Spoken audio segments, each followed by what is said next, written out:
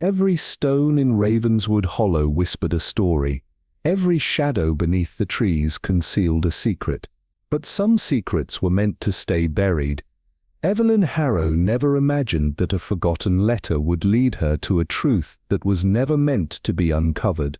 But now what was once hidden was restless, and the night wind was whispering its name.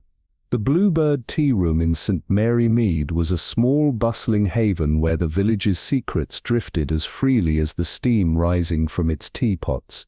The air was thick with the scent of brewed tea and freshly baked scones, and the low hum of hushed conversations created an undercurrent of intrigue.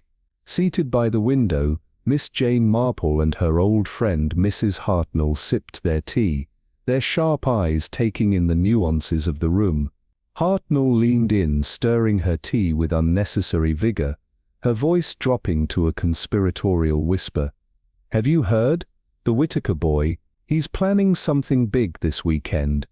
Miss Marple raised an eyebrow, a glimmer of curiosity flickering in her serene expression. "An engagement party, isn't it?" Mrs. Hartnell gave a firm nod, casting a quick glance over her shoulder. "He's set his sights on Lillian Everett. Clever girl, perhaps too clever for her own good." Miss Marple's gaze swept across the tea room, noting the subtle shifts in expression among the patrons. Some smiled, but others exchanged wary glances, their murmurs laced with unspoken tension. Near the window, a woman muttered to her companion, "When money troubles start dictating a man's choices, the only winner is the one who plays the game best." Miss Marple took a slow sip of her tea, her sharp mind already weaving together the threads of gossip into a pattern only she could discern. In a village like St. Mary Mead, every whisper was a thread in a larger tapestry of secrets. Whittaker Manor stood on the outskirts of the village, its grand Victorian architecture a stark contrast to the cozy cottages that surrounded it. Once a symbol of old wealth and prestige, today it was a house teetering on the edge of change. Inside, the usual air of solemnity had been disrupted by a flurry of activity, servants moving about with the kind of urgency that only an important social gathering could provoke. At the center of it all was Charles Whittaker, clipboard in hand, moving through the chaos with a nervous energy that belied his carefully maintained composure. Every now and then, he would stop to adjust a decoration or issue last-minute instructions, but despite the forced air of control, the tension in his posture was unmistakable. From the doorway of the drawing-room, his older sister Margaret Whittaker observed him with a critical eye. "Must you be so extravagant, Charles?" she called, her tone edged with disapproval. "This feels more like a coronation than an engagement party. You do remember the Whittaker finances aren't what they used to be." Charles forced a tight smile, annoyance flashing across his face before he masked it with feigned reassurance. "It's all under control, Margaret. Everything needs to be perfect." Lillian Everett arrived soon after, stepping into the grand hall with a quiet confidence that belied the whispers surrounding her.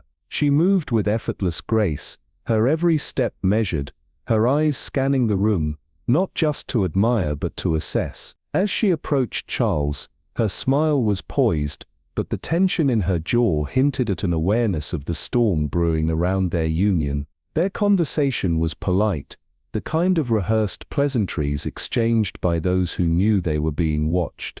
But Miss Marple, seated discreetly nearby, knew better. She had spent a lifetime reading between the lines, and tonight there were too many undercurrents to ignore.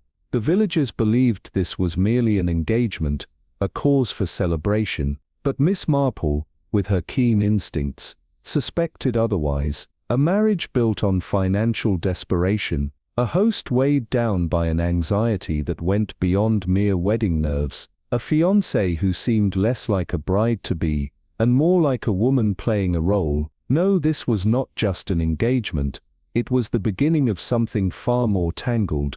And in St. Mary Mead, no secret stayed buried for long. As Charles exchanged pleasantries and the laughter of guests filled the hall, Miss Marple set down her teacup with quiet finality. A mystery was unraveling before her eyes, and she intended to be the first to pull at the thread. Whittaker Manor shimmered under the weight of its own spectacle, the grand affair a perfect illusion of harmony draped over fractures that ran far too deep. The chandeliers cast a golden glow over the assembled guests, their polite laughter punctuated with the clink of crystal and the rustle of silk. Lillian Everett, poised as ever, surveyed the room with the practiced detachment of a woman who knew her every move was under scrutiny. "Everything looks wonderful, Charles," she murmured, her voice smooth yet cool, the kind that left little room for sentiment. Charles Whittaker, standing beside her, offered a smile that barely reached his eyes, his gaze flickering from guest to guest as though seeking reassurance from the grandeur around him. It was then that Beatrice Marchmont arrived, her entrance as calculated as the elegant cut of her gown. She carried a bouquet, though the gesture felt more obligatory than heartfelt, and as she extended the flowers to Lillian, her brittle smile barely concealed the flicker of something darker. "Congratulations, Lillian. Charles is quite the catch, isn't he?" Lillian accepted the bouquet with an air of practiced indifference, her response measured. "Thank you, Beatrice. We're both very fortunate." But as Beatrice stepped back, her lingering glance at Charles carried the weight of unspoken history, a tension that did not go unnoticed. Elsewhere, in a shadowed alcove, Daniel Everett found his sister alone for the briefest of moments, his tone low and accusing. "You really think marrying into money will fix everything? You've always taken what should have been mine." Lillian's mask slipped for only a second, revealing something sharp beneath. "Be careful, Daniel. I know more than you think." Her voice, almost a whisper, was laced with warning. Daniel's laughter was hollow, edged with something bitter. "We'll see about that, sister. We'll see." Outside, the expansive lawns of Whittaker Manor glowed under the delicate shimmer of fairy lights, the air thick with whispered speculation and champagne-fueled gossip. Miss Marple stood at a quiet distance, lemonade in hand, her sharp gaze capturing the falseness beneath the night's polished veneer. The village elite were dressed in their finest, but their secrets were stitched into the seams of their attire, invisible to most, but not to her. Across the garden, Inspector Harrow made his entrance, his solid frame cutting through the revelry, with a quiet authority. Charles greeted him with a handshake that lingered just a beat too long. "Good of you." "What a come, John." "Wouldn't miss it," Harrow replied, his gaze briefly scanning the perimeter, as if measuring the space for unseen threats.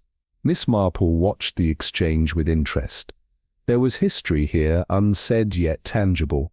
As the inspector moved on, Beatrice seized her opportunity, stepping closer to Charles with a grace that belied her simmering tension. "How poetic," she said, her voice low, edged with something sharp enough to draw blood. Charles met her gaze with carefully measured restraint. "Beatrice, always a pleasure." His smile was tight, his retreat swift, leaving her gripping her champagne flute with a little too much force. Miss Marple took a slow sip of her lemonade, her mind already piecing together the night's subtle movements, the quiet betrayals laced beneath every pleasantry. Whittaker Manor might have been a vision of opulence, but beneath its gilded facade, it was a chessboard where every guest was a piece, every interaction a calculated move in a game of deeper consequence. And if there was one thing she knew for certain, it was this: before the night was over, the game would take a turn no one expected. The night at Whittaker Manor had been orchestrated to perfection, golden light from the chandeliers spilling onto the polished floors, laughter flowing as freely as the champagne, and secrets clinging to the very air like the scent of roses in bloom. But beneath the shimmering illusion of civility, tensions crackled like a fire barely contained. As the orchestra's melody swelled, Charles raised his glass, his fingers tightening around the stem in a grip that betrayed something deeper than mere celebration. The assembled guests quieted as he turned to Lillian, a small velvet box resting in his palm, its presence casting a weight far greater than its size. "Lillian Everett," he said, his voice smooth yet edged with something urgent, something desperate. "Will you marry me?" The pause that followed stretched thin and taut. Lillian's lips curved into a smile, radiant, practiced yet curiously distant. "Yes, Charles, I will."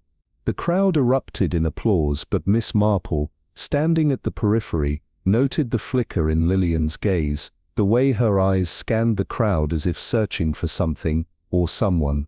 Margaret's expression had tightened, her fingers curled into the fabric of her shawl. Daniel's eyes burned with something close to fury, and in the shadows beyond the lantern-lit lawn, Harold Langston made a quiet, deliberate exit. A camera flash froze the moment in time, capturing not just a proposal, but the fractures spidering beneath its surface.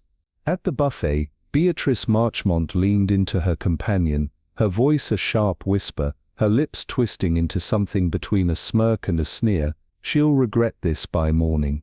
Miss Marple, passing with her lemonade, caught the words, filing them away as if placing a card into a neatly organized deck. The night deepened, the fairy lights so warm at dusk, now flickered uncertainly, casting elongated shadows that stretched like grasping fingers across the garden. As the last guests drifted away, Charles and Lillian stood apart, their hushed conversation laced with tension. "You played your part well," Charles murmured, his tone almost accusatory. "But don't forget, Lillian, this is only the beginning." Lillian's smile evaporated. "If you think you control everything, Charles, you're mistaken." With that she turned sharply, her silhouette dissolving into the manor's grandeur. Miss Marple, lingering by a rose bush, caught the exchange and let the words settle like puzzle pieces awaiting their place. Moments later, Lillian disappeared into the library, shutting the door with a finality that sent a ripple through the lingering stillness. A steward hurried past, arms laden with discarded napkins, his gaze flitting toward the library door before quickly averting. Elsewhere, Margaret slipped into the garden's darker recesses, her features unreadable. Beatrice left abruptly, the crunch of gravel beneath her heels sharp with frustration. And from the shadows of the manor's grand facade, Harold reappeared, his cufflinks gleaming, his expression unreadable. The game was in motion, the players were in place, and in St. Mary Mead, engagements were never merely celebrations, they were catalysts for darker things. By morning, the tranquility of Whittaker Manor was shattered. A scream split the air, raw and panicked. The housemaid, her usual composure fractured, stood frozen outside the locked library door. Her repeated knocks had gone unanswered. A sickly dread had begun to coil in her stomach. Moments later, Charles arrived, his face pale, his clothing disheveled, as though sleep had been a foreign concept. With a surge of frantic energy, he forced the door open. Inside, the remnants of the previous night's grandeur lay in eerie contrast to the scene before him. Lillian was still, draped across the chaise lounge, her gown as immaculate as it had been at the height of the party. A champagne flute rested precariously on the side table, half empty. Beside it, a single torn note. The words scrawled in chilling simplicity, "I know what you did." The library at Ashford Hall was a sanctuary of wealth and knowledge, its towering shelves lined with centuries of wisdom, the air thick with the scent of aged paper and lingering tobacco. But this morning, it was something else entirely, a crime scene sealed from within, its silence deafening. The heavy curtains filtered the sunlight into dim streaks that barely touched the still figure on the chaise lounge. Lillian Ashford lay there as if asleep, her engagement ring catching the light, her lifeless fingers inches from a delicate champagne flute, its contents barely touched. The only anomaly, a note, hastily torn and scrawled with a chilling message, "I warned you." The gravel outside crunched as Inspector Alden Harrington's car came to a stop. A man of iron composure, he stepped out with the measured precision of someone who had seen too many mornings like this. Miss Marlowe, already at the scene, her hands folded over her handbag, offered him a knowing glance as he entered the library. "No forced entry," he murmured, surveying the room with a keen eye. No struggle, no sign of distress. He ran his fingers over the note, reading it twice, before turning his attention to Harold Finch, the Ashford solicitor, who had arrived moments before, his face unusually pale. "Tragic," Finch murmured, his gaze flickering to the untouched books, as if searching for answers within their bindings. Most tragic, whether he referred to Lillian's death, or something more personal, it was unclear. Miss Marlowe, standing in the doorway, finally spoke, her voice smooth yet edged with meaning. "It's a curious thing," she said lightly, "for a woman so recently engaged to spend the night drinking alone." The inspector turned, considering her words. "You believe she wasn't alone? Or that she didn't pour the drink herself?" Miss Marlowe replied, her gaze fixed on the glass. The weight of her suggestion settled like dust in the stagnant air. The room, untouched yet deeply disturbed, seemed to shrink around them. The Ashfords' estate, with its air of prestige and carefully curated grandeur, was now heavy with something else. Secrets, unseen but tangible. The morning stretched long, as the household gathered in the drawing room. Inspector Harrington wasted no time, his notebook open, his sharp gaze sifting through expressions, weighing truth against performance. Charles Ashford, his fiancée's untimely death shadowing his features, sat rigidly, an untouched cup of tea, cooling beside him. "I was asleep," he stated, his voice controlled but strained. "I heard nothing until the maid screamed." The inspector's pen scratched against paper. "And you were alone?" Charles's jaw tightened. "Yes. I retired early." The evening was exhausting. Miss Marlowe, seated near the window, noted the subtle tremor in his hands. Guilt, or fear of something worse? Margaret Ashford, ever composed, provided a stark contrast to her brother. "I took a walk in the gardens," she said smoothly. The party became overwhelming. "A lonely way to celebrate an engagement," the inspector remarked, watching her carefully. "Perhaps, but necessary," she replied, her expression unreadable. Miss Marlowe observed the tightening of Margaret's lips, the flicker of something unspoken when the estimated time of death was mentioned. Beatrice Langley, once a dear friend of Lillian's, was less reserved. "She should have known better," she muttered, her voice laced with something bitter. "You can't make deals with devils and expect to walk away." "What do you mean by that?" Harrington pressed, but Beatrice only shook her head, her hands clenched in her lap. Outside, the wind picked up, rattling the windows as if the house itself had something to say. The truth, Miss Marlowe knew, was never as it seemed at first glance. Somewhere among these carefully crafted stories, between the whispers and the unsaid, lay the answer, and she intended to find it before the shadows swallowed it whole. The study at Blackwood Manor was a place of quiet power, where heavy oak shelves groaned under the weight of legal tomes and forgotten debts, and where Lord Edward Blackwood now sat motionless, a figure of chilling finality.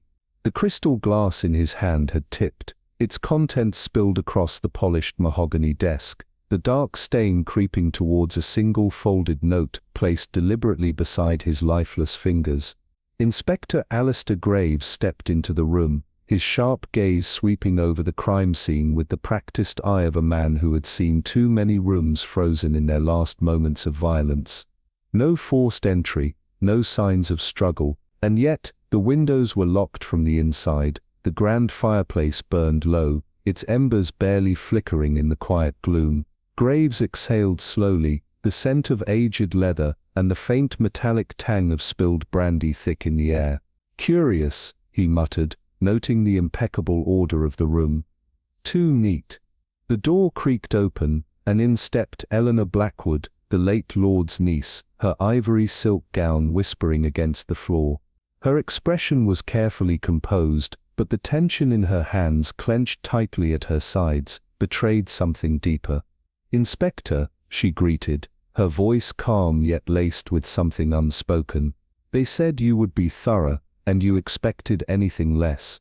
Graves countered, watching her reaction, a flicker of something in her gaze, recognition perhaps, before she schooled her features once more. "What do you make of this?" He gestured to the note. Eleanor hesitated, then took a step closer, her eyes scanning the elegantly scrawled words. "It ends tonight," her throat tightened. He had many secrets, she murmured. Perhaps one of them caught up with him, or someone ensured they did, Graves mused. The rustle of fabric in the doorway signaled another arrival. Lawrence Sterling, the family's longtime solicitor, entered, his usual polished demeanor frayed at the edges. Tragic, he muttered, but his eyes betrayed something less sentimental. Lord Blackwood was a complicated man. A man you benefited from, Eleanor interjected coolly. Sterling stiffened, but before he could reply, another voice cut through the room. He was a tyrant. The words came from Daniel Whitmore, a business associate whose presence at the manor that evening had been conspicuously unmentioned until now. He leaned against the doorframe, his expression dark. And someone finally decided to be rid of him. Inspector Graves turned, his curiosity piqued. Interesting perspective, Mr. Whitmore. And where were you at the time of death? A slow smirk. Enjoying a drink. With company, convenient, Eleanor murmured, her gaze sharp. As the night wore on, Graves unraveled threads of deceit woven so tightly around Blackwood Manor that they threatened to snap under scrutiny. The whispers of financial ruin, the scandal of an affair buried under legal maneuvering, the missing heirloom, a sapphire ring last seen on Lord Blackwood's hand now vanished. And then in the quietest hours, Miss Evangeline Harrow, the family's enigmatic governess, emerged from the shadows. "Inspector," she said, voice barely above a whisper. "There is something you should see."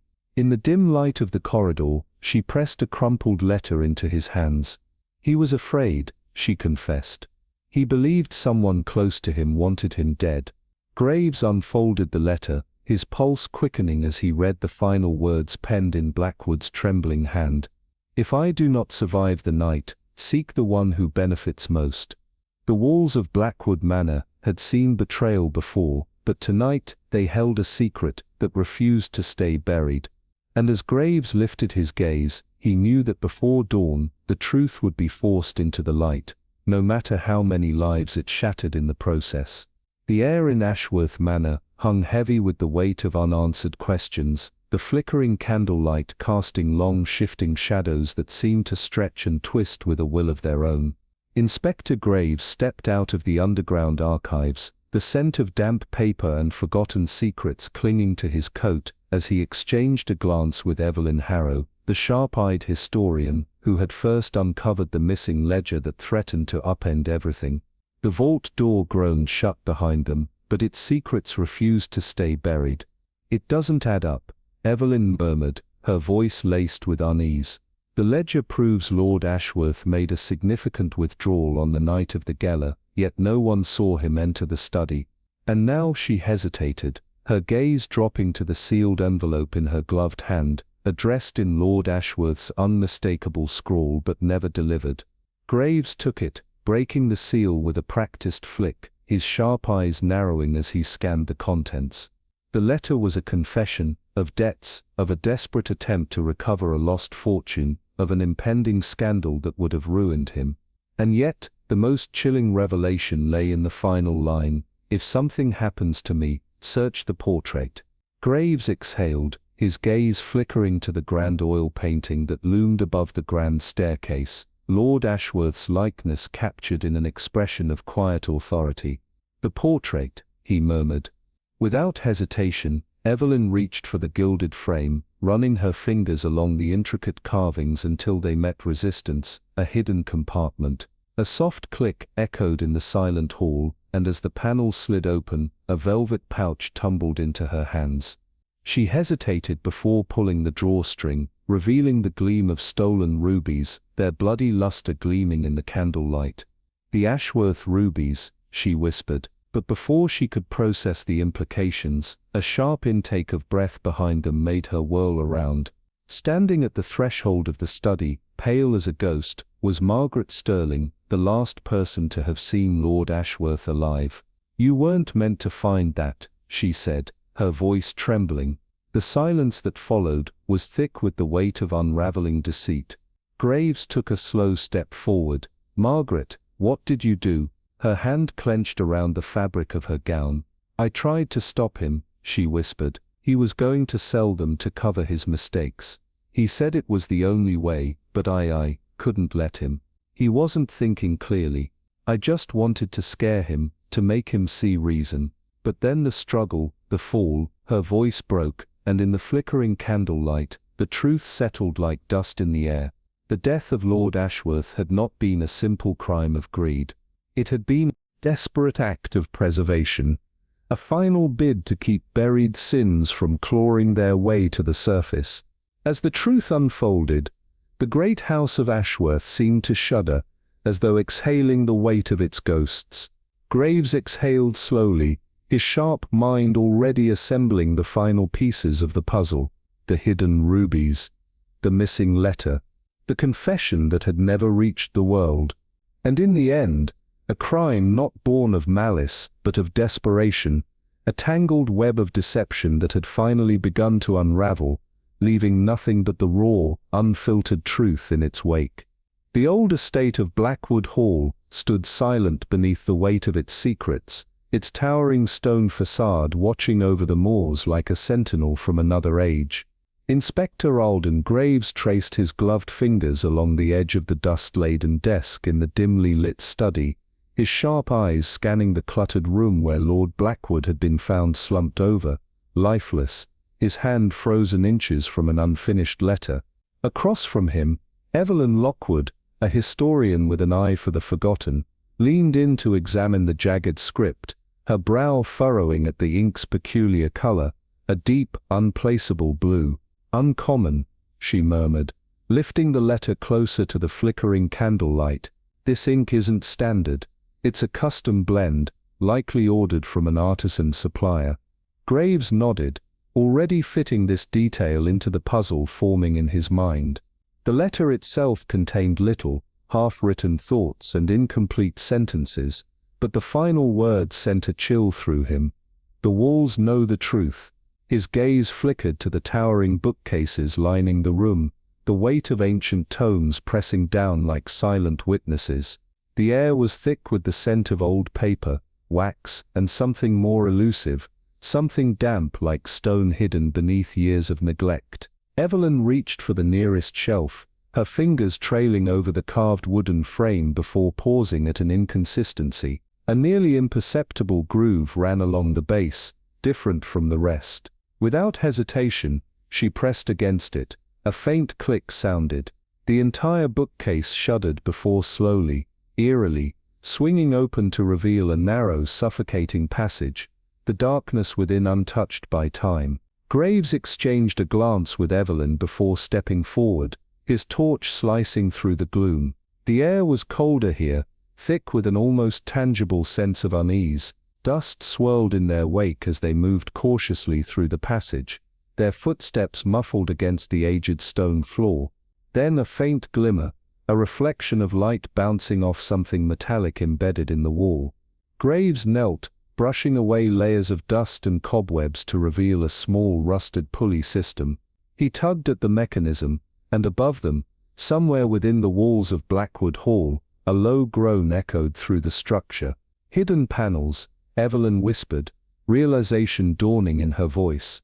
Someone could move through the house unseen. The implications sent a shiver down Graves's spine, the unaccounted movements in the night. The sounds the staff dismissed as old house groans, the lingering scent of damp fabric near the crime scene. Someone had used these passages, perhaps even on the night Lord Blackwood was murdered. The discovery was staggering, but it was the item resting just beyond the pulley that solidified their fears, a discarded handkerchief, stained with that same distinct blue ink. A fresh tremor of realization settled over them. They weren't just uncovering history, they were chasing a ghost through the walls, a presence that had walked unseen in the shadows, observing, listening, waiting. And somewhere within Blackwood Hall, that presence still lingered, watching as their carefully constructed deceptions began to crumble. The night in Ashbourne Hall was thick with silence, the kind that clung to the air like an unseen spectre, pressing against the senses, amplifying every flicker of candlelight and every distant creak of shifting wood. Eleanor Drake, known to some as merely a quiet observer, but in truth a woman of razor-sharp intuition, sat composed in the drawing-room, her gloved fingers tracing the rim of a delicate porcelain teacup. But her mind was far from the warmth of the fire or the polite hum of evening conversation. There was something unsettling about the atmosphere in the manor tonight, an unspoken weight that hung in the air, thick with tension. She had noticed it first in Lord Ashbourne's hesitant movements, the slight tremor in his hand as he signed the register earlier that evening, the way his gaze darted toward the grandfather clock with an unease he quickly masked. The ink on his fingers had been smudged, a small detail, but one that whispered of something hurried, something concealed. Eleanor did not believe in coincidences, especially not in houses such as these, where secrets lived in the very walls, where silence was often the loudest confession. Rising with the grace of someone who both belonged and remained apart, she moved through the dimly lit corridor, her ears finely attuned to the hushed voices of the house staff behind heavy doors, catching fragments of words that sent a ripple of intrigue down her spine. Found in the wrong place, someone murmured. But how did it get there? Another voice, lower, urgent. She paused just beyond the reach of their candlelight, every nerve sharpened as she listened, but the voices faded into nothing but the whisper of shifting floorboards. A gust of wind rattled the window panes, and somewhere deep in the house, a clock began to chime the midnight hour, the sound rolling through the halls like a distant omen. Slipping past the grand staircase, her steps near soundless against the Persian runner, Eleanor paused at the entrance to the study. The heavy oak door was slightly ajar, and the scent of old books and smouldering firewood curled through the gap like an invitation. Inside, Lord Ashbourne sat in the flickering glow of dying embers, his glass of brandy untouched, his gaze distant and troubled. The fire cast restless shadows against the tall shelves of leather-bound tomes, the dancing light making the room seem alive, shifting, watching. But Eleanor's attention was not on him, it was on the chair opposite him, slightly angled, as if someone had been sitting there only moments before, someone who had left in haste. And then she saw it, a single playing card, the ace of spades, resting at the edge of the desk, a curious thing to be found in a room so meticulously arranged. Her breath stilled, an anomaly, a message, a mistake. Eleanor stepped further in, her keen gaze sweeping over the dark wood floor, her sharp mind assembling the puzzle, even as the pieces fell into place. That was when she saw it, the faintest imprint of dampness on the rug beneath the chair, rainwater, freshly tracked in, and leading, unmistakably, toward the bookshelf at the far end of the room. It was subtle, but to someone trained to notice what others overlooked, it was as clear as ink on parchment. Her fingers traced along the carved wood, pressing gently, searching. A second passed, then another. And then, a click. The panel shifted beneath her touch, revealing the dark, narrow mouth of a hidden servant's passage, its interior swallowed by shadows. The implications were immediate, sharp as a knife's edge. Someone had been here. Someone had used this passage, and they had left in a hurry. She exhaled slowly, steadying the thrill of discovery that surged within her. But before she could take a step into the darkness beyond, a sound, soft, deliberate, made her still. The creak of floorboards behind her, the faintest rustle of fabric. She was not alone. The candle on the desk flickered violently, throwing the study into near darkness. In that breath of time, Eleanor's instincts roared to life. Someone was watching, waiting, ensuring that whatever secrets Ashbourne Hall harbored remained buried. But secrets, as Eleanor well knew, had a way of clawing to the surface, no matter how deeply they were hidden. And tonight she intended to unearth them all. Ashbourne's market square, usually alive with the simple rhythms of village life, had transformed into a simmering cauldron of suspicion and whispered accusations. The recent revelations surrounding the tragic demise of Eleanor Vale had sent shockwaves through the community, turning casual conversations into tense speculations. The morning air hung thick with the weight of unease, the usual scent of fresh bread and damp cobblestones now tainted by the lingering stench of scandal.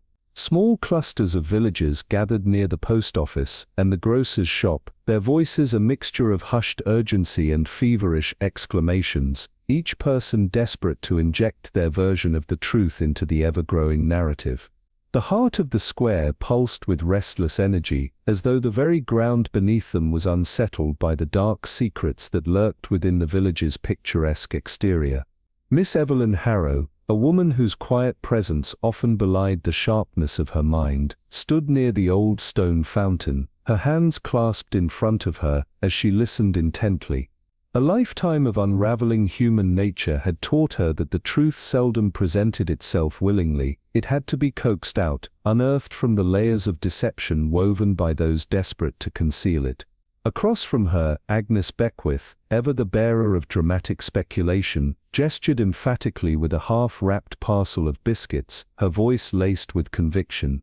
"No, I tell you, Eleanor didn't simply stumble upon danger, someone placed her there. A calculated move, I'd wager." Her words sent a ripple through the crowd, igniting fresh waves of murmured debate. Miss Harrow allowed herself a small, knowing smile. Agnes, for all her flair for embellishment, was not entirely wrong. There was a careful design to this crime, a shadowy intelligence behind the act that spoke of deliberate intent rather than reckless violence. Meanwhile, near the bakery, a more volatile exchange had erupted. Constance de, her face flushed with barely contained fury, stood toe-to-toe with Miriam Cartwright, their words sharp as daggers. "You speak as though your family is without blemish," Constance accused, her voice rising. "Perhaps if your brother had been honest from the beginning, we wouldn't be standing here mourning Eleanor at all." The air between them crackled with years of unspoken grievances, and the onlookers, though pretending disinterest, leaned in just enough to catch every syllable. Miss Harrow's gaze flickered toward the edge of the square, where Arthur Cartwright moved through the throng with a hesitation wholly uncharacteristic of the man known for his confident stride. His shoulders, once squared with self-assured arrogance, now seemed burdened beneath the crushing weight of something unseen. His eyes, which usually met the world with unwavering resolve, now darted away, avoiding contact, retreating into the shadows of his own thoughts. Guilt, perhaps? Or something more insidious, fear? Miss Harrow took a measured step forward, her mind assembling pieces of the puzzle even as the picture remained elusive. The truth was a living thing, shifting and resisting capture, but she had spent a lifetime chasing it down. And she would not stop now. As she turned from the square, her thoughts spiraled deeper into the labyrinth of motives, betrayals, and unspoken truths that wove together the dark tapestry of Eleanor Vale's demise. Ashbourne, for all its charm, harbored a darkness that could not be ignored. The answers she sought lay not in the fevered whispers of the market, but in the cold echoing halls of Vale House, where the air still carried the ghostly trace of Eleanor's final moments. And so, with a steadying breath, Miss Harrow made her way toward the looming estate on the outskirts of the village, the heavy oaken doors standing like silent sentinels to the secrets within.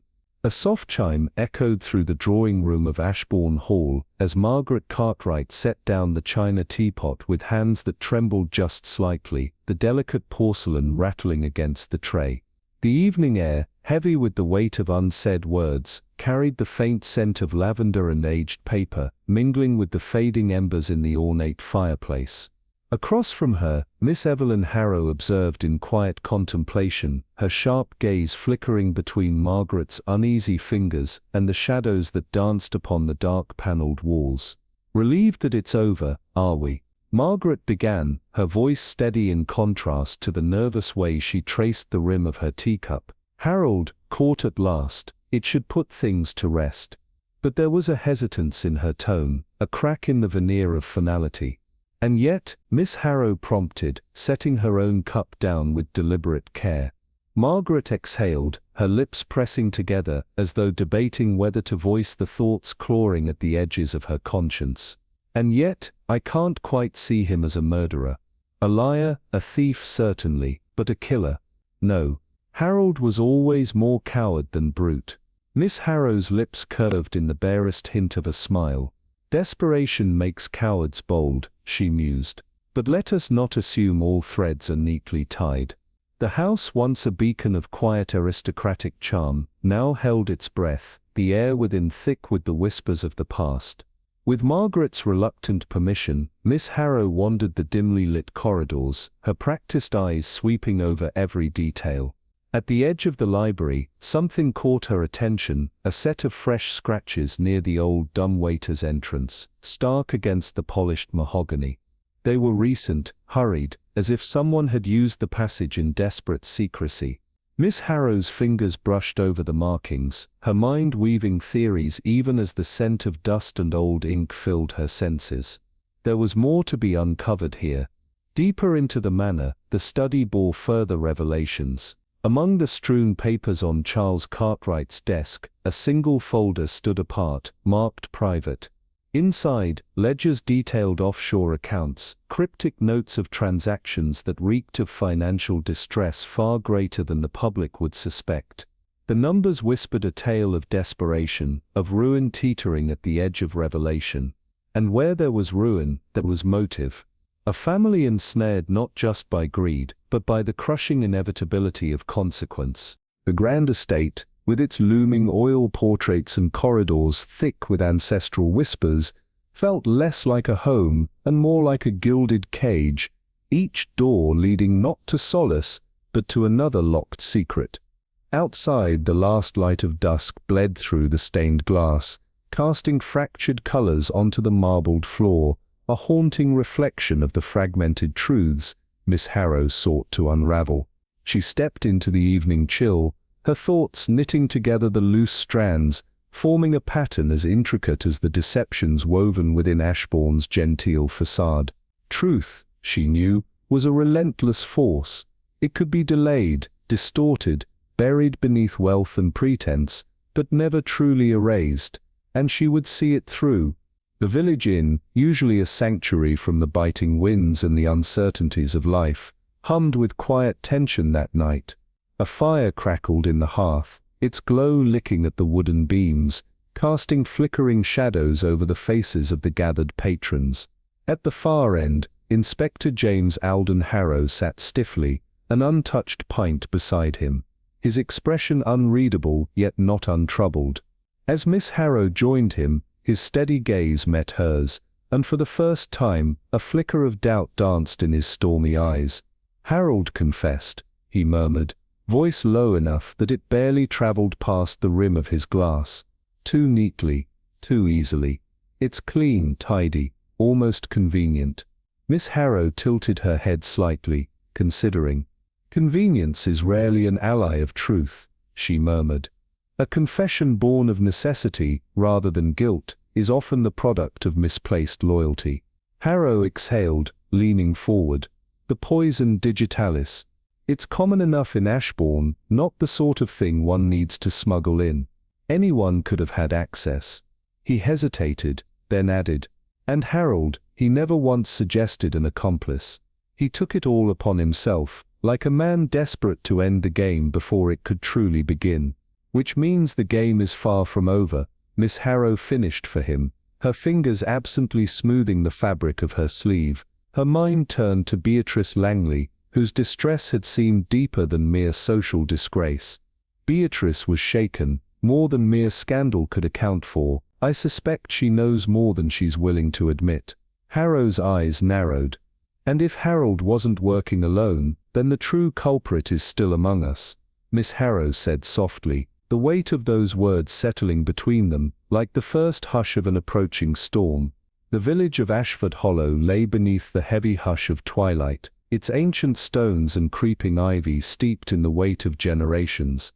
The narrow streets twisted like veins beneath the looming spires of the church, and the river, dark as ink, murmured secrets only the wind could carry.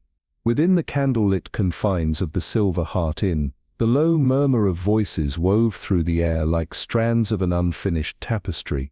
The scent of burning wood and aged ale lingered in the rafters, an atmosphere of warmth that stood in stark contrast to the chill of unease settling over its occupants. At the heart of it sat Miss Eleanor Finch, her sharp eyes reflecting the golden flicker of the hearth, fingers wrapped around a porcelain teacup, that bore the faintest tremble. Across from her, Inspector Graham Whitby nursed a brandy he had barely touched, his expression unreadable save for the thin line of doubt pressed into his brow. The firelight cast deep shadows along the creases of his face, amplifying the weariness that had settled into his bones. "A confession should be a relief," he murmured at last, rolling the amber liquid in his glass but never drinking it, "yet something about it gnaws at me." Miss Finch set her cup down with deliberate care, her gaze drifting to the rain-spattered window where the last glow of day was being devoured by the encroaching dark.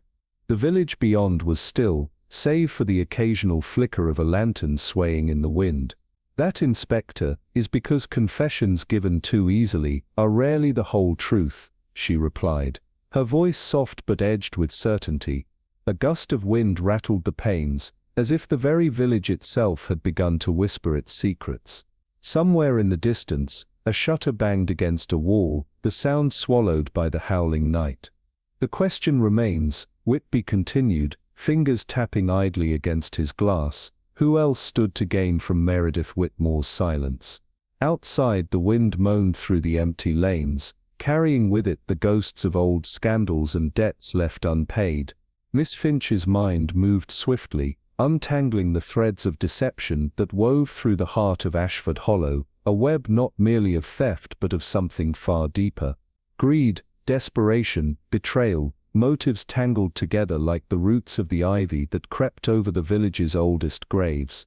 The fire crackled between them, filling the silence with its restless energy. They sat in quiet contemplation, the weight of the unsolved pressing upon them as tangibly as the chill seeping through the cracks in the inn's walls. There was no denying that the key to this mystery was not in cold evidence alone, but in understanding the human heart and all the shadows it concealed. The next morning, as dawn cast ghostly light over the village, Miss Finch made her way to the church archives, where Reverend Aldous Blackwell regarded her with wary curiosity. Dust motes floated in the still air, disturbed only by the gentle shifting of old parchment. "You seek answers in old records, Miss Finch." "The past, Reverend," she replied softly, tracing a gloved finger along the spine of a leather-bound ledger, "has a way of whispering its truths when one listens closely enough." Within the brittle pages of parish ledgers and forgotten confessions, she unearthed a name long buried, Lucille Harrow, a young maid who had vanished under scandalous circumstances nearly 20 years prior. The Reverend sighed, fingers lingering over a delicate page, his expression lined with something close to sorrow. "She bore a child," he admitted, "one whose father was never named. But many suspected." A silence passed between them, heavy with unspoken truths. The weight of time had not erased the whispers, only made them harder to hear. When she stepped back into the cool air of the morning, Miss Finch's mind was already weaving the implications into place. The walls of Whitmore House, once a proud beacon of status, now seemed to shrink beneath the weight of its own past. The estate, grand yet fading, stood like a relic of a time that no longer existed, its grandeur marred by decay. The gardens, overgrown and wild, carried the scent of damp earth and neglect. Roses tangled with brambles, their petals bruised by the night's rain, while ivy climbed unchecked over stone pathways that had once been tended with great care. And there, among the tangled hedges, the foxglove flourished, beautiful, deadly untouched, despite whispers that someone had intended to uproot them. Too late, Miss Finch thought grimly, or just in time. The air was thick with the scent of damp leaves and something else, something subtler, a lingering trace of perfume perhaps, or the remnants of a secret still clinging to the stones.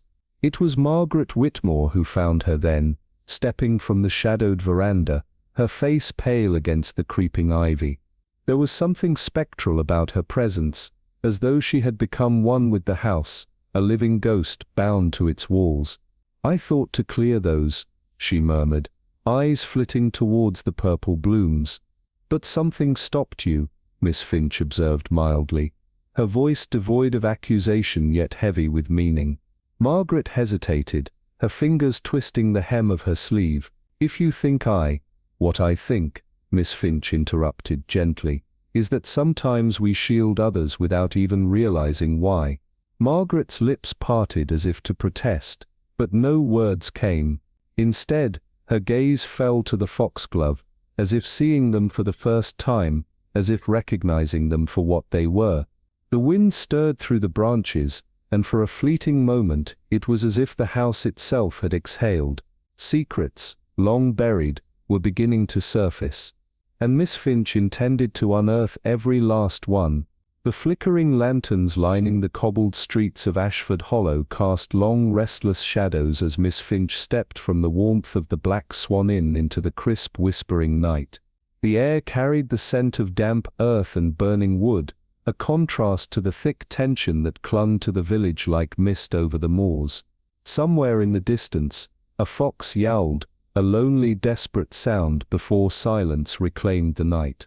Miss Finch, ever the observer, let her sharp gaze travel over the dimly lit windows, wondering which of them concealed a liar, a thief, or worse, a murderer. She tightened the folds of her tweed coat, her thoughts a labyrinth of whispered secrets and half-truths. The narrow path to Beatrice Havisham's cottage was lined with skeletal trees, their barren branches stretching like withered fingers towards the sky. The distant toll of the church bell marked the passing of another hour, a haunting reminder that time was running out. As she approached the modest stone cottage, the candlelight flickering behind the lace curtains trembled, as if sensing the gravity of the visitor about to cross its threshold. The door creaked open before she could knock, revealing Beatrice, her expression carved from equal parts surprise and unease. "Miss Finch, I wasn't expecting visitors at this hour," she murmured, her fingers tightening around the lace handkerchief she held. Miss Finch stepped inside, her keen eyes absorbing the room, the dying embers in the hearth, the overturned book on the side table, the faint trace of perfume that lingered in the air like a ghost of a forgotten past. "I won't take much of your time," she assured, lowering herself into an armchair that had clearly seen years of solitude. "I only need clarity on a matter I believe you might shed some light upon." Beatrice hesitated, then sank into the chair opposite, her fingers twisting nervously. I received a letter," she admitted after a long pause, her voice barely above a whisper, "weeks before Lillian was found. It was anonymous. It warned me to stay away from Charles or suffer the consequences." She swallowed hard, her gaze flickering toward the fire as though hoping to find answers in the embers. "At first I assumed it was from Lillian herself. She was protective of her position, you see. But now," she trailed off, her face pale in the dim light. "Now, I wonder if she too was being warned." A chilling thought settled in Miss Finch's mind. Lillian wasn't just marrying Charles for security, she mused aloud, her fingers tapping against the wooden armrest.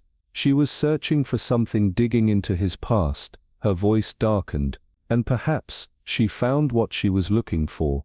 Beatrice inhaled sharply. Lillian knew things, she confessed. Dangerous things, not just about Charles, but others, people who have lived in this village for years, hiding behind their reputations. Miss Finch studied the woman before her, taking in the subtle tremor of her hands, the fear etched in her eyes. "Then the question is not just who wanted to keep her silent," she murmured, standing, "but how far they were willing to go to ensure she remained so." The air inside the cottage felt heavier than before, thick with unspoken truths and dread. Miss Finch cast one last glance around the room before offering Beatrice a small knowing nod. "You've been more helpful than you realize," she assured. "Rest easy. The truth has a way of surfacing, no matter how deeply it's buried." Outside, the wind had picked up, howling through the skeletal trees as Miss Finch made her way back towards the heart of Ashford Hollow. She felt the weight of the village's secrets pressing in around her, each revelation leading to another question, each shadow concealing something far more dangerous than gossip and scandal. The truth was close, so close she could almost taste it, and yet she knew, uncovering it would come at a cost. The only question that remained was who would pay the price. Fog curled like ghostly fingers around the narrow alleyways of Blackwood Hollow as Eleanor Graves, wrapped in her long charcoal coat, stepped cautiously along the cobbled path toward the old Wexley estate.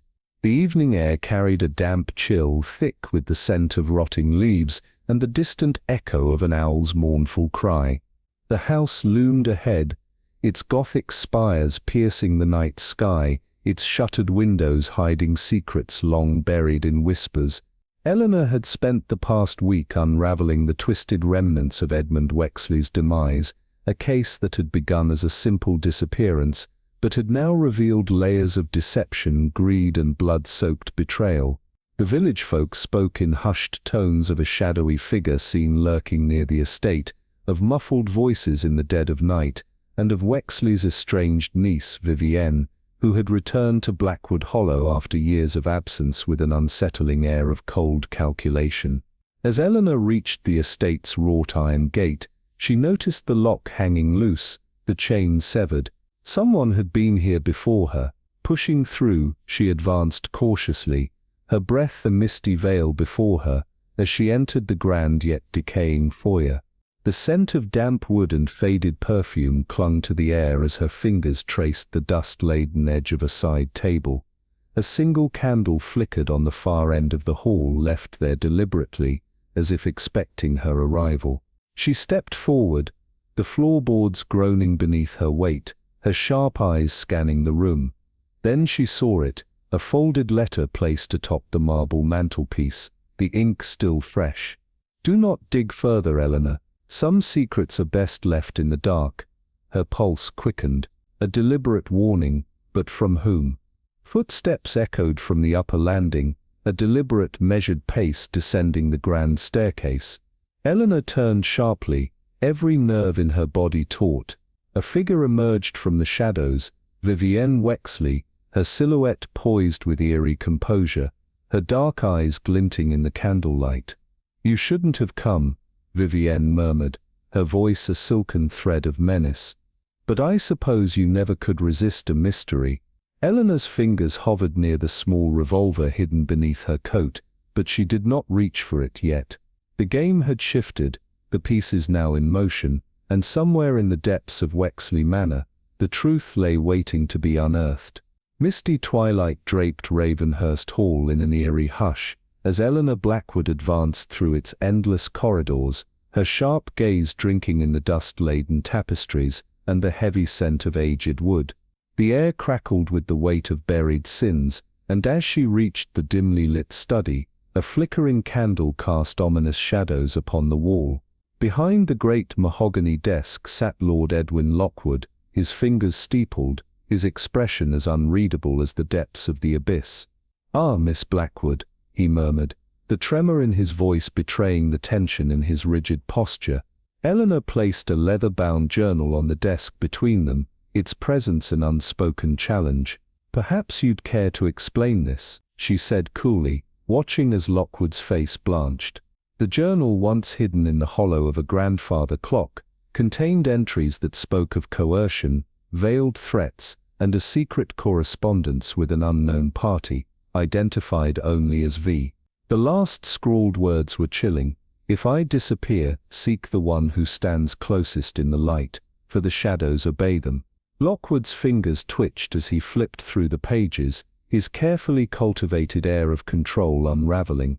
"She was going to ruin me," he muttered, his voice barely above a whisper. "But I didn't." A sharp rap on the door cut through the thick silence, and before Eleanor could react, Inspector Caldwell strode in, holding up a folded note encased in an evidence bag. "Miss Blackwood, I believe you'll find this enlightening." The note, found inside the lining of a coat discarded in the servants' quarters, bore fresh ink, its hurried words a confession of guilt and regret, but not from Lockwood. "This isn't Edwin's handwriting," Eleanor murmured, her mind racing. A gasping intake of breath from behind made her whirl around. There stood Vivian Hargrave, the loyal housekeeper, her face ashen, her hands trembling at her sides. "I only meant to stop her," she choked out, eyes wild. "She was threatening all of us. If she had exposed everything, A dawning horror washed over the room as realization settled upon them all. It had never been about money or revenge, it had been about self-preservation, a desperate act born of fear. As Caldwell took Vivian into custody, Eleanor's gaze flickered back to Lockwood, who sat frozen, caught between relief and shame. "The quietest voices," she murmured, more to herself than anyone else, "often guard the darkest secrets." And as the clock on the mantel chimed solemnly, the heavy silence that followed carried the weight of truth, justice, and the irrevocable price of secrecy. Olivia Hawthorne stood in the vast drawing-room of Blackthorn Manor, the air thick with the scent of old wood and fading candle wax. The grand chandelier above cast fractured light across the faces of those assembled, their expressions shifting between fear, defiance, and carefully measured calm. The great-grandfather clock in the corner continued its steady ticking, a solemn reminder that time, like truth, could not be held back forever. She studied them all, Lord William Blackthorn, his regal yet weary features betraying the birth of a man who had long guarded secrets too heavy to bear. Beside him, Eleanor Blackthorn's delicate fingers gripped the edge of her chair, her eyes darting nervously toward the trembling maid, Lily, whose hands were twisted in the folds of her apron. The family's steward, Mr. Redfield, a figure of rigid propriety, stood near the window, his posture impeccable, but his jaw clenched ever so slightly. And then there was Richard Graves, the family solicitor, seated in the corner, his polished demeanor marred only by the way his fingers dug into the leather armrest of his chair. "We have arrived at a moment of reckoning," Olivia said at last, her voice steady and precise. "The threads of deceit have been woven so intricately that even those who spun them can no longer tell where truth ends and falsehood begins. But we shall untangle them, together." Her gaze first landed on Richard Graves. "Confessing guilt is not the same as being guilty, is it, Mr. Graves?" she mused. "And yet your insistence on implicating Mr. Redfield alone is suspiciously convenient." Richard shifted uncomfortably, but said nothing. Next she turned to Eleanor. "And you, Lady Blackthorn, your grief is real, your sorrow unquestionable. But your insistence that Lily could not have known anything, why such certainty? Is it because you knew who truly did?" A flicker of panic crossed Eleanor's face before she masked it, pressing her lips into a thin line. Olivia moved to Redfield. "And you ever so composed, yet silence, Mr. Redfield, is often the loudest form of self-preservation. What is it you have left unsaid? The missing letter perhaps, the one containing a truth someone was willing to kill for." Finally, her eyes locked onto Lord Blackthorn, the man at the heart of it all. He had been still the entire time, unmoving, unblinking, watching. "You, my lord, had the most to lose. And when a man has much to lose, desperation takes hold." The clock's ticking seemed to slow, stretching the silence between them. Olivia took a single measured step forward, but the truth, as always, is buried not in what is spoken but in what is left unspoken. The silence held for another moment, before it shattered. "I didn't mean for it to happen." Lily's voice, barely more than a whisper, trembled through the room. The young maid's face crumpled, tears welling in her eyes. She found the letter. She threatened to expose it all. "I only meant to frighten her, to make her leave." But she... A sob choked the words from her throat. The confession was a thunderclap. Eleanor gasped sharply. Richard slumped forward in his chair, and Redfield closed his eyes as though bracing for the impact of a truth long suspected, but never spoken.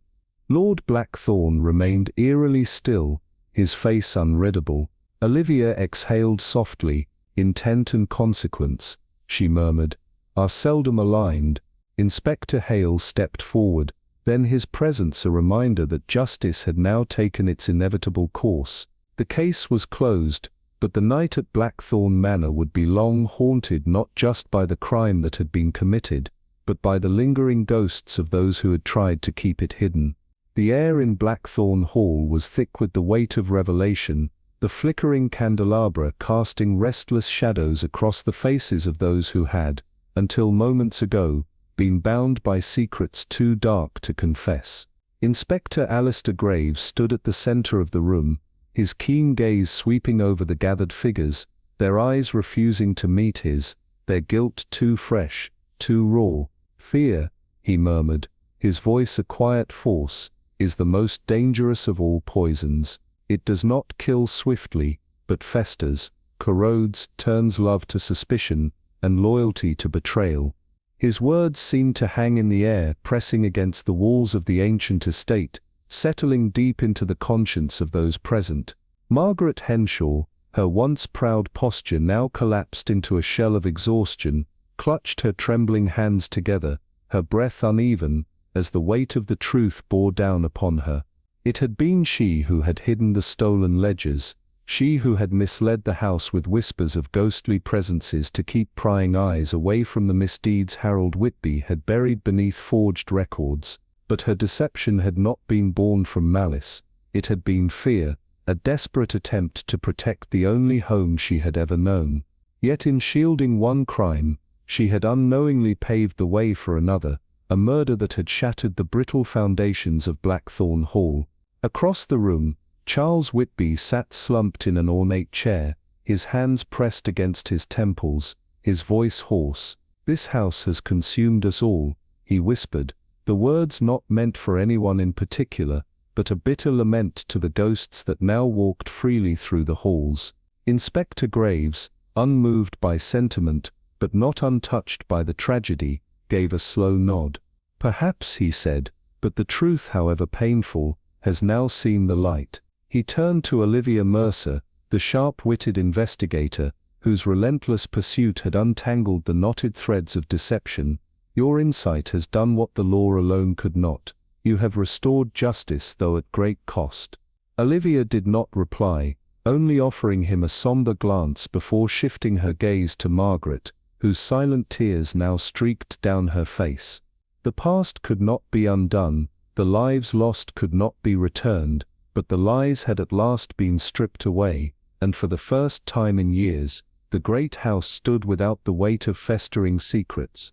Outside, the evening deepened, the wind stirring through the ancient oaks that loomed over the manor, whispering secrets of their own. Margaret was led away, her footsteps echoing hollowly against the marble floor, and as the heavy doors groaned shut behind her, the house seemed to breathe, an exhale of grief, of truth, of reluctant acceptance. Inspector Graves cast one last look at the dimly lit corridors before stepping into the night, the mist rolling over the grounds as the stars flickered to life above. Justice had been served, but as was often the case, it had come draped in sorrow. Olivia lingered at the threshold, watching as the last vestiges of the past unraveled into the darkness. Blackthorn Hall would never be the same, but perhaps, just perhaps, the wounds left in its wake would heal, though the scars would never truly fade. The village of Ashcombe had always harbored its secrets beneath the veneer of quiet civility, but in the wake of the tragedy at Everley House,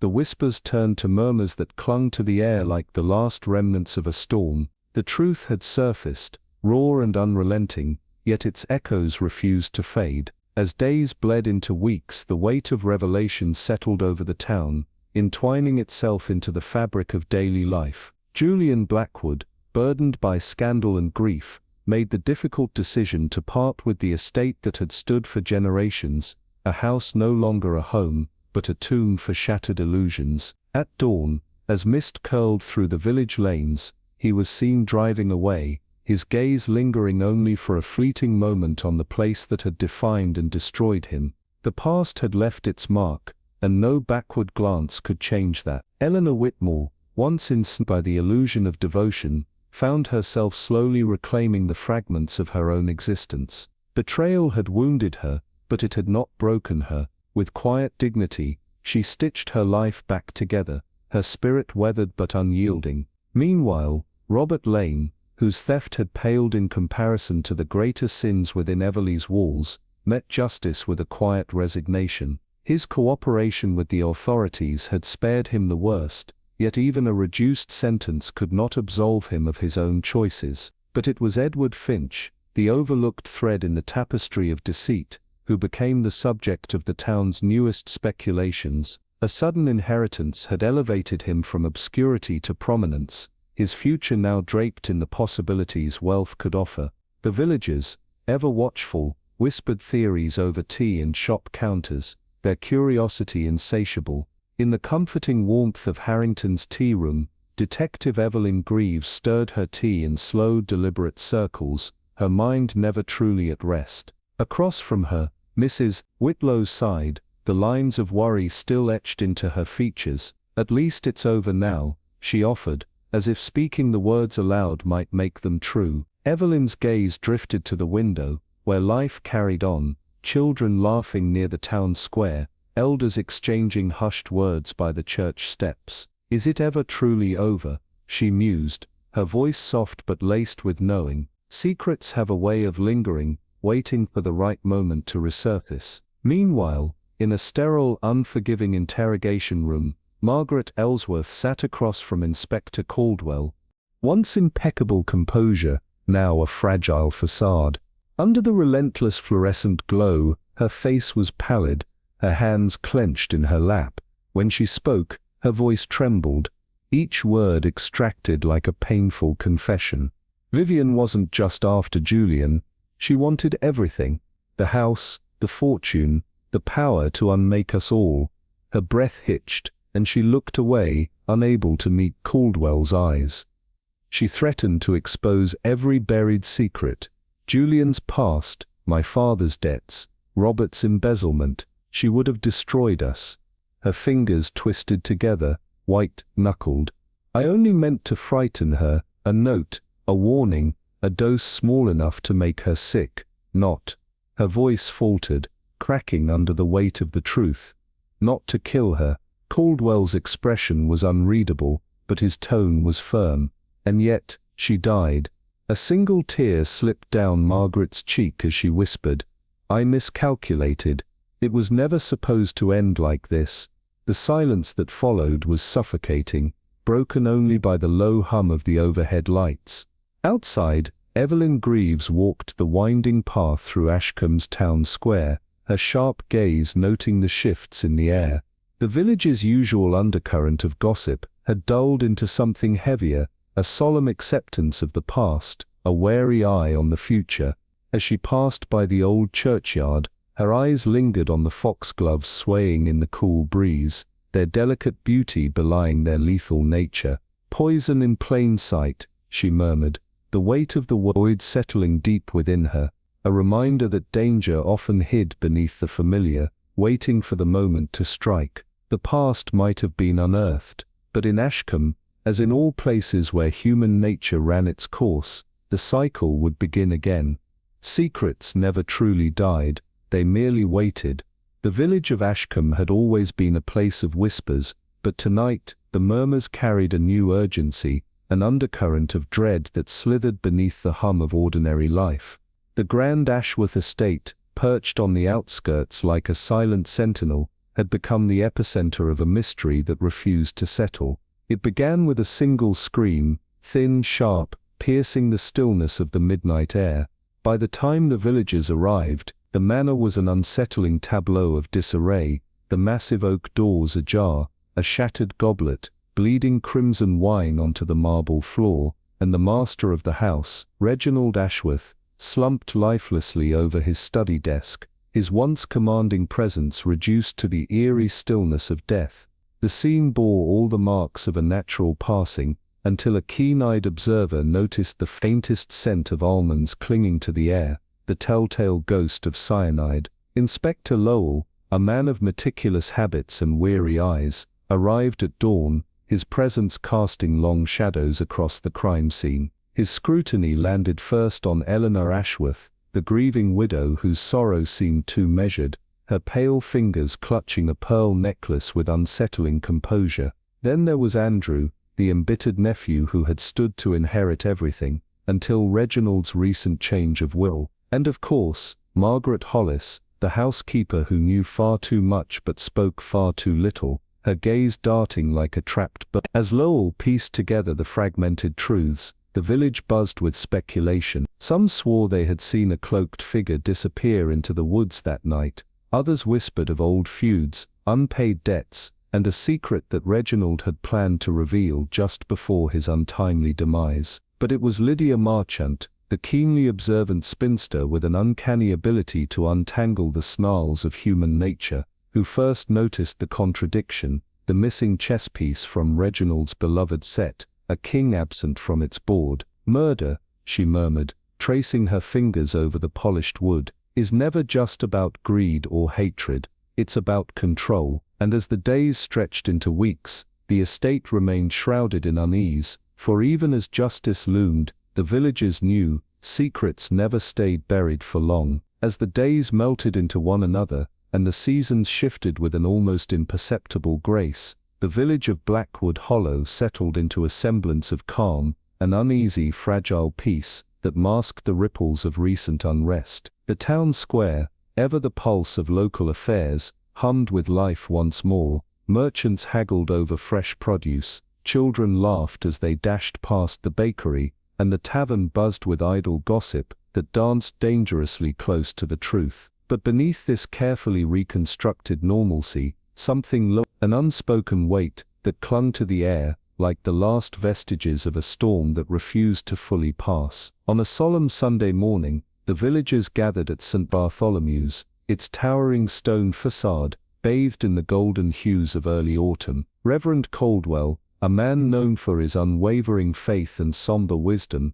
delivered a sermon that struck an unsettling chord, his words laced with echoes of past transgressions. Pride, my dear flock, is the kindest face of sin. It leads us with gentle hands until we find ourselves too far gone. Seated near the back, under the soft glow of an ancient stained glass window, Eleanor Whitmore observed in silence, her hands folded in careful repose. The town had spoken of her husband's disappearance in hushed voices, but she had spoken of it not at all. The Whitmore estate stood empty now, its iron gates closed, its windows darkened, as though mourning the presence it had lost. Later that evening, in the warmth of her modest cottage, Miss Evelyn Harrow entertained two guests, Mr. Langley, the town's aging historian, and Reverend Caldwell himself. Tea was poured, biscuits arranged, and conversation turned, as it inevitably did, to the matter of Whitmore's vanishing. A man does not simply disappear,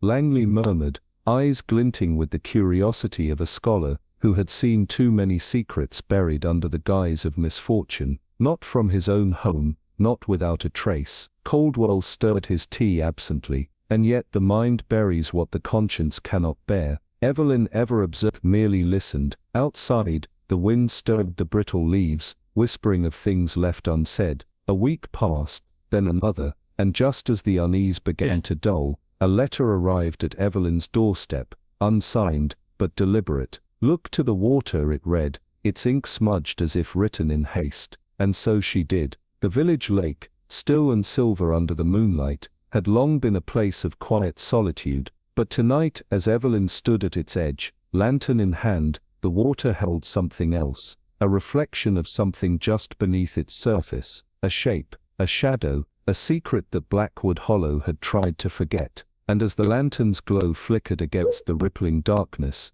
Evelyn Harrow, the village's peace had never truly returned. As the sun dipped below the rolling hills of Ravenswood Hollow, the village settled into its familiar rhythm, the weight of unspoken tensions threading through the cobbled streets like an unseen mist. Life had resumed its carefully arranged order. Shopkeepers exchanged pleasantries with customers, the blacksmith's hammer rang in the distance, and children's laughter wove through the air like a melody against the golden hues of twilight. Yet, beneath this orchestrated normalcy, whispers lingered, clinging to the edges of conversation like shadows too stubborn to dissipate. Ravenswood Hollow had a way of burying its secrets, but secrets, as Evelyn Harrow knew well, never stayed buried for long.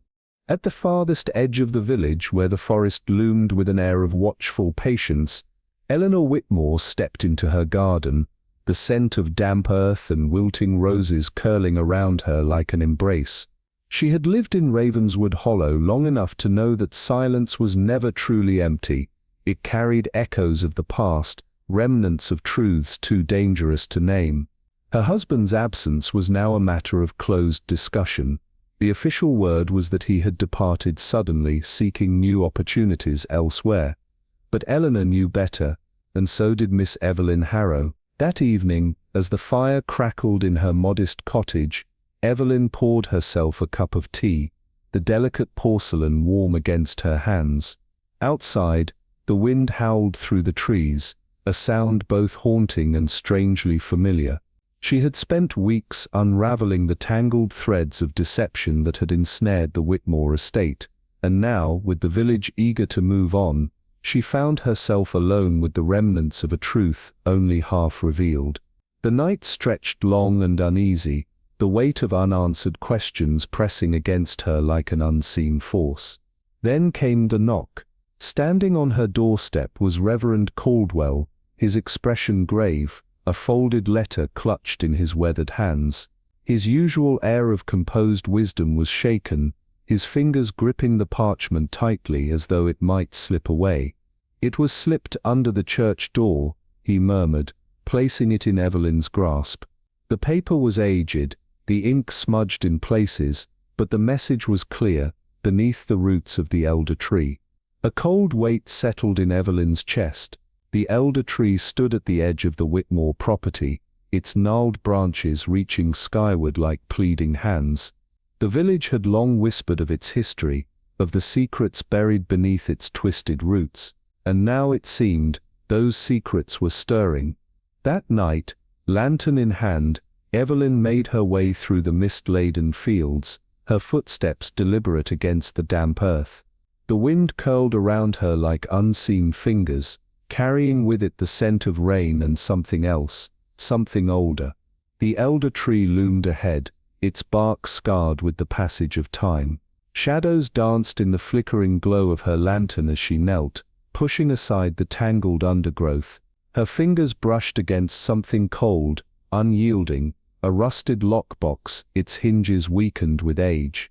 The sight of it sent a chill racing down her spine, as though the very earth had been holding its breath, waiting for this moment. With a sharp inhale, she forced it open, revealing its contents, a collection of letters, brittle with time, their ink faded yet legible, their words carrying the weight of a past long buried. Beneath them, nestled like a forgotten relic, lay a small silver locket, its chain tangled as though it had been hidden in haste. Evelyn hesitated before picking it up, the metal cool against her skin. As she turned it over, the initials engraved on its surface sent a fresh wave of unease coursing through her, C.W. Charles Whitmore.